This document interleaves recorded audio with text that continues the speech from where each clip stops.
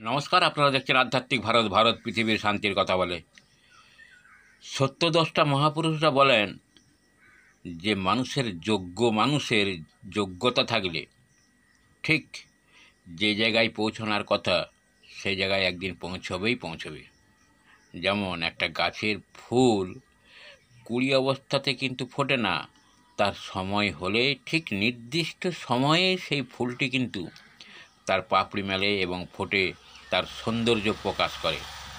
সেরকম যোগ্য মানুষ তার যোগ্যতা প্রকাশের জন্য তিনি যদি কর্মে লিপ্ত থাকেন, সেই যোগ্য কর্ম, সেই যোগ্যতা অনুযায়ী সেই কর্মে লিপ্ত থাকেন, তখন সে কিন্তু ঠিক নির্দিষ্ট সময়েই প্রস্ফুটিত হবে, তার প্রাপ্য সম্মান পাবে এবং সঠিক জায়গায় পৌঁছে যাবে।